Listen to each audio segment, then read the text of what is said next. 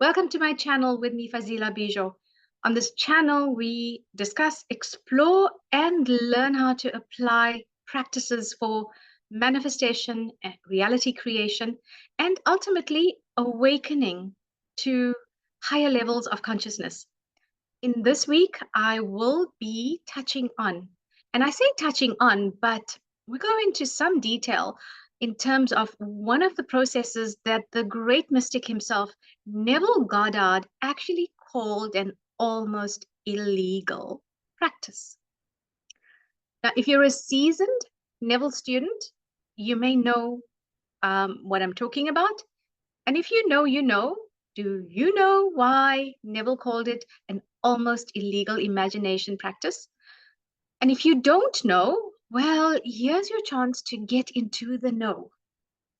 Now, the almost illegal imagination practice is something that Neville spoke about in the current series that I'm busy with, which is The Law and the Promise.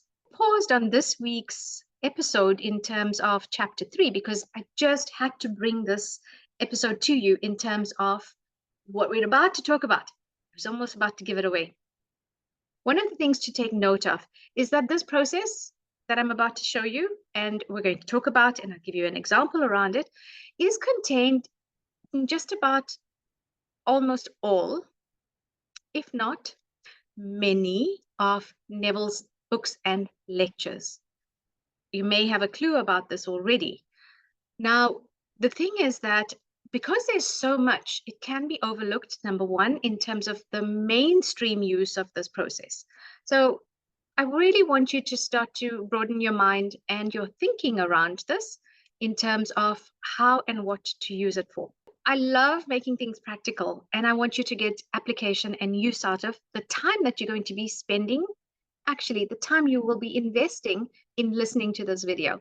So grab a notebook and a pen and write down, what is the one thing that you desire to change in your life?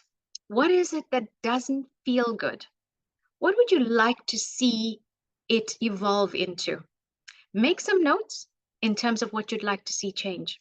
Now, with this particular process, the struggle that many people have is the consistency.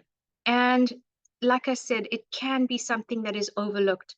But if you want to be effective in terms of becoming the manifestor and the creator of your reality, I suggest that you learn this particular process and technique. It will help you change a lot of things that ordinarily you would be stuck in and with. And the thing to ask yourself here is, if you could have a process, even a technique or a practice that helps you to change stuff that you don't like in your life, stuff that's feeling uncomfortable, is that not worth the investment of your time, your attention, your energy in order to master it? Let me show you how you do this. So this week's episode is called The Almost Illegal Imaginal Practice. The law of assumption is that imagining, imagination, consciousness creates reality. Now, if this is something that is new to you, please revisit some of my previous videos. It's going to help you understand what this means. It's going to help you understand this concept. Initially, it does trigger a lot of people to actually realize that everything in their life is through their imagination. It's through what they are creating by virtue of their thoughts, their feelings, but more than that, it is how imagination is fired up and becomes fused with a strong desire. And this is the thing. You are the creator of your reality. The future is created by that which you imagine it to be. Whatever we assume and whatever we have accepted to be true for ourselves is what gets created in our life. And that's the thing. Whatever has come to pass in terms of your life, whatever is happening in your present circumstances, was created from your imagination. The seemingly not so great things, it came from some place within your consciousness that accepted and consented to it. And you can look at any of my previous videos and you can start to understand how this gets set up. So a good place to start is with The Feeling is the Secret series. There are 4 parts to it, and the videos will help you understand how imagination truly creates reality and how the subconscious is actually imprinted with what we imagine to be true for ourselves and what we believe to be true for ourselves. So when you know how to use the law of assumption, you can turn the events of your life around. And that's what we're going to be doing today, is giving you the first step in terms of how to change anything.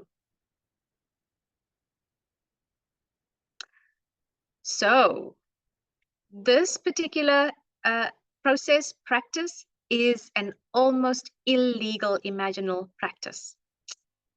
And why would Neville say this? Because he said at first, it may seem like you are lying, especially to yourself, that you're making things up and you're being dishonest. Now, being dishonest, we know, can be illegal depending to the level to which you take it to. So we're not talking about anything illegal, but it's almost illegal. And I'm going to explain why this is.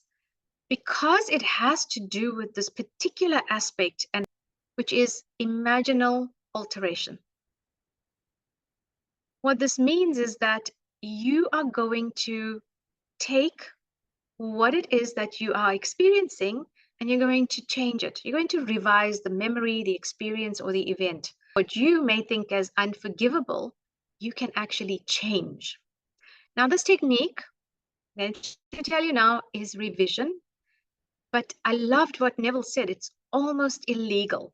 Now, you do not have to commit a crime here, but you certainly are going to be changing your imagination in terms of the circumstances that you see in your 3D world.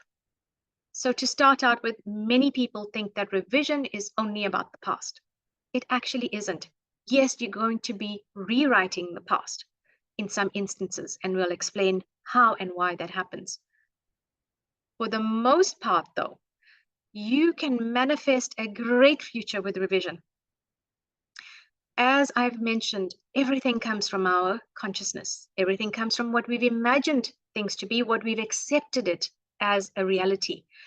So the future is solely created by that which you imagine it to be. And now you can also imagine a greater future. You can imagine a greater present. You can imagine a greater past. So let's take this scenario. Indulge me for a bit. Imagine that you have made plans with your partner 2 weeks ago, and you were meant to go see a movie together. You get to movie night, and they forgot. And not just forgot, but they went ahead and made plans with a friend. That can become a pretty explosive situation, right? Because there's a lot of stuff that starts to come up, depending on what has transpired in the past. Now, at first, you're annoyed. And you're remembering all the other times they said they would do something and they didn't. And you start to remember all those times when you felt like you had an agreement with them. And then there are those times when you felt that you had agreed on something and it was just pushed to the side. So then you go from annoyed to upset to angry, because you are now having all of your past experiences come up. This trigger brings up emotions from all your past experiences when you felt that you were not heard, you were rejected, and it meant that you were not good enough. Then you go into the meaning of how terrible it is in terms of the behavior and what they're always doing to you. And they never take your needs into consideration. And before you know it, they have become the worst partner on the planet. And you just have had enough. Now, The thing is, it doesn't just stop with the partner who's disappointed you in the present. Subconsciously, you are going to go back into all the other experiences without realizing it when something that was promised to you did not materialize. The trigger event will have its root event or first event in an earlier stage in life, and often this does get set up in childhood. Now, not everything has to go into the past, but I'm illustrating something here in terms of the power of revision or the power of making your imaginal practice of becoming illegal in terms of what you're doing with the current situation. You know, one may say that this should not be a big deal.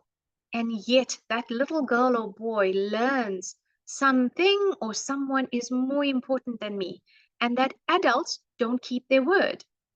And it becomes imprinted in their subconscious and soon becomes a fact in their reality. The belief gets set up, and that belief will attract similar experiences throughout their life with different people. Now, the closer the relationship, especially with a significant other, the deeper it hurts because that person is able to go right into the heart of the matter. For example, this little girl could have experienced a situation where dad agreed to, say, attend a school event like a concert or a sports day. Or maybe he promised, we'll go out this weekend. He's been really busy.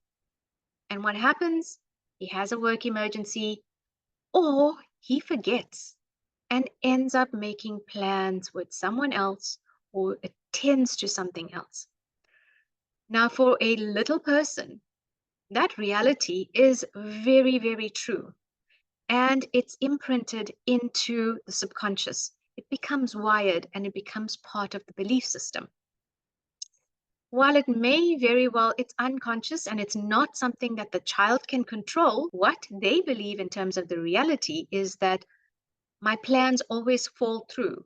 I'm not good enough for my father, my husband, my friend to keep this, to keep their word in terms of plans. And so the thing is that back to the present time, the past hasn't stayed in the past.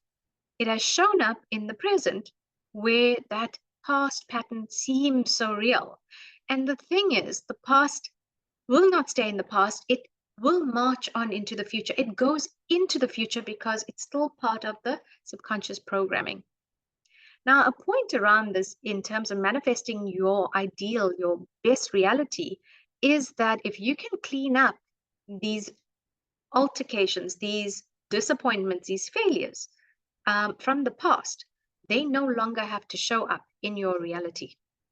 I will talk about using revision to manifest a greater future, but for now, we're going to look at how you would deal with a present day situation. So revision at a really simplistic level is what you will practice in terms of taking an experience and reconstructing it to become the desired experience. We reconstruct it in terms of the new content. What would you have loved to have seen happen? What would you have loved to have experienced? It is what you decide, not what anyone else will decide. Now, revision is about taking that old program. In this scenario, my plans always fall through, people are not reliable, my loved ones don't care, and you rewrite it. You decide what is the new narrative. This new story, when you write it in imagination, you rewrite the subconscious patterns, the subconscious beliefs. Now, Feeling is the Secret talks to how you can actually imprint the subconscious in terms of new beliefs. Sleep, that time just prior to going to sleep, which is called state akin to sleep. It's called SAT, how you can actually make the new experience more real than the old experience. You will mentally rewrite into your imagination where the old pattern is written out and you bring in the new experience. Because this ensures that this undesirable event where your partner forgot yet again in terms of plans they made with you does not continue. And that's how you create a better future. When we revise what takes place in our day, we then relive it as we wished it would have been. By mentally rewriting your day in imagination, you ensure that you do not have these undesirable events become a fact in your life. Neville says assumptions harden into fact. So if you made an assumption that people are unreliable, that plans are made and then they don't, and people don't follow through with them, you now need to change it. And you're going to do this by replacing the old content of your feelings, your thoughts, your emotions, your reactions, what you imagined to be true, with new content. Because that new content will repair, rebuild, or restore the unpleasant, the undesirable to what is desirable for you. Here's how we will revise the situation and make it conform to the ideal.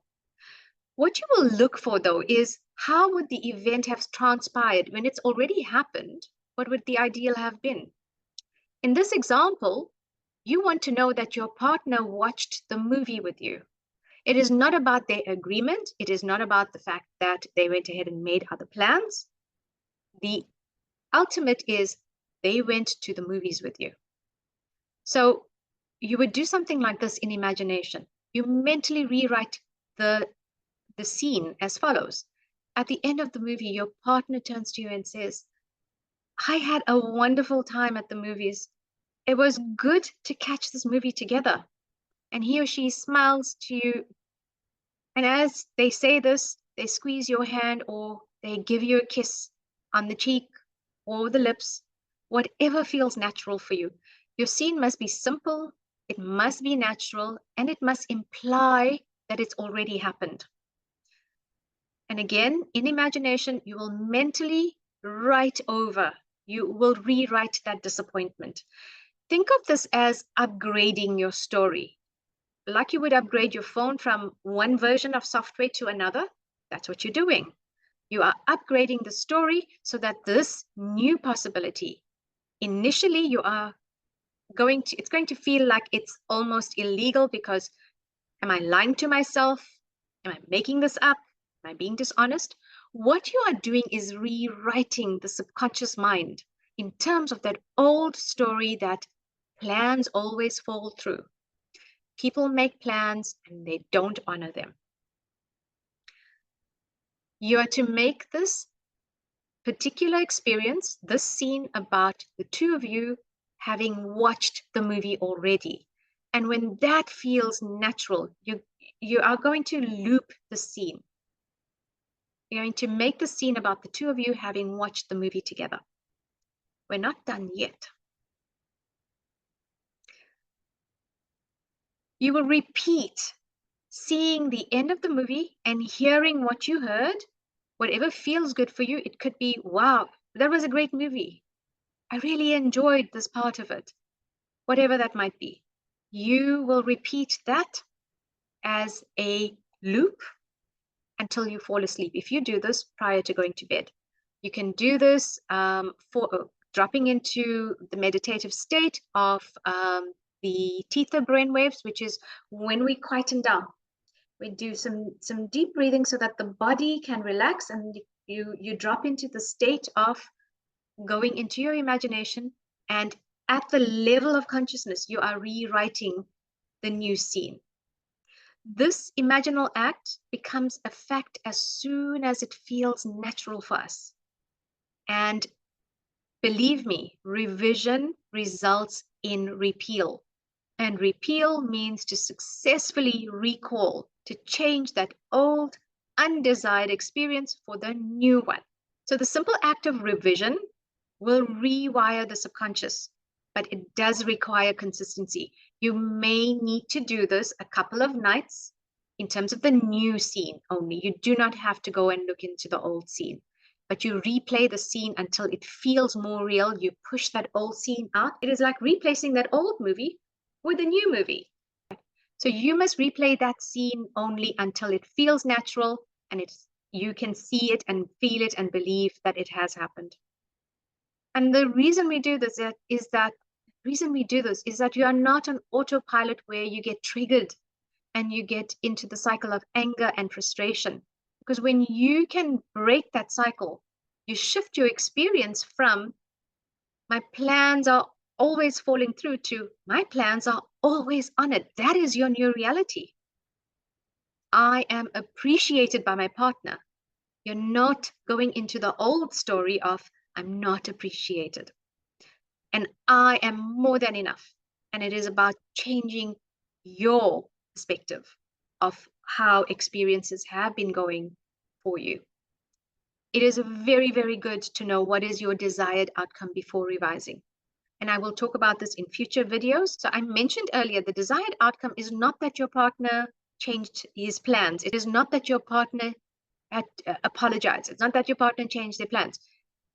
The implication that you went to the movie, you saw the movie together, says that everything was fulfilled for you. So this aspect of revision I have covered today has to do with current experiences. So you must revise your day. You do this every night. And you would revise your day in terms of what was it that you did not enjoy. So it might be something like you were cut off in traffic and that triggered you. It could be something like you had a meeting that didn't go well. When you revise your day, when you revise particular aspects of your day, what you are doing is ensuring that that does not become imprinted into the subconscious mind. That does not become something that you create more of in your future. And your future literally is the next day. Now, the thing is that when you go to sleep, you take everything that you have encountered during your day and the subconscious accepts it as true. This is how we become programmed in terms of our stuff. You rewire the subconscious mind in terms of whatever transpired during the day so that you can have a much better day tomorrow. You rewire the subconscious mind so that you do not repeat yesterday's event. So to revise the present, when we revise the present, we change the future. And like I said, it can be the future is already tomorrow. When we revise the past, we change the present and the future. We give ourselves a better chance of having greater outcomes. I have a 4-part masterclass called Back to the Future, Leaving the Past Behind, where you will find tons of value and instruction on how revision can actually enhance your life, how you can make it a daily practice, along with other teachings that will just help you to really ignite, really tune in and know how to apply the law of assumption. And not just the law of assumption, but other teachings that Neville brought through. As I mentioned, revision is contained in a lot of Neville's books and teachings. I put together this masterclass so that you can have them in one place and you can learn how to revise very effectively. In my next video, I will give you another example of how to apply revision. And this time it has to do with the innate abilities that every one of us has. And it's quite an interesting one because when you can crack the method on how to use these 4 innate abilities, you're going to just amplify your powers of revision. Please leave your comments in the section below in terms of your insights, teachings, awarenesses that you gained from this week's video. So if there's anything you want me to expand on, please leave a comment so that I know what that is. And if there are topics you'd like me to explore, I will gladly put together a video where we explore it, we discuss it, and you learn how to practice it.